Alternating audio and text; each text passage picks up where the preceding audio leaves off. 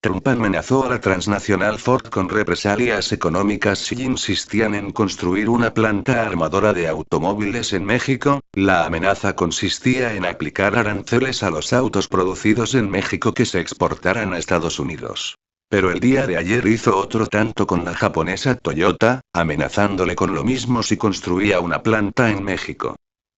Pero la pregunta es, ¿realmente puede cumplir sus amenazas Trump? Pues eso está de dudarse, me explico.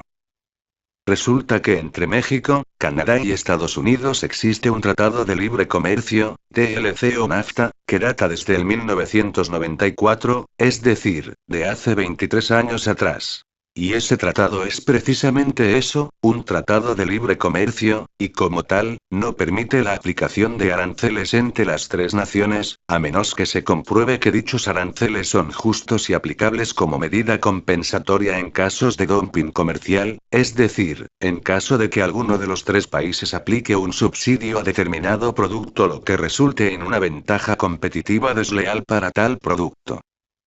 Pero en el caso de los aranceles con los que amenazó Trump a Ford y Toyota son del todo injustos, con lo que México, al estar protegido por el Tratado de Libre Comercio, puede demandar a Estados Unidos una indemnización, o en todo caso, está autorizado a aplicar aranceles compensatorios que considere equivalentes a determinados productos estadounidenses que importe.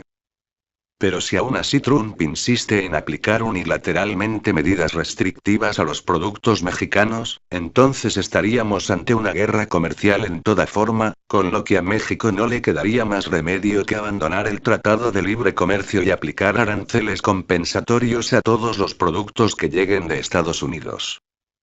Pero el problema es que México es una economía pequeña en comparación a la estadounidense, muy dependiente de las exportaciones y de los insumos tecnológicos del exterior. Ante una situación así, México llevaría todas las de perder contra Estados Unidos, pero a la larga beneficiaría a México, pues tendría que buscar nuevos socios comerciales además de verse en la necesidad de desarrollar la industria nacional y la ciencia y tecnología local.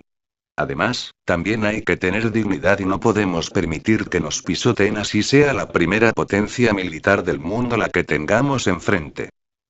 Claro que las armadoras de automóviles, sobre todo en el caso de Ford, estarán pensando en las posibles represalias que podría emprender contra ellas Donald Trump en territorio gringo, pues como ya expliqué, la amenaza que profirió sería difícil cumplirla, a menos que realmente quisiera una guerra comercial contra México y el abandono del TLC. Que por otro lado, esa fue una promesa de campaña, así que las amenazas contra Ford, Chevrolet y Toyota solo son el pretexto para cumplir su promesa.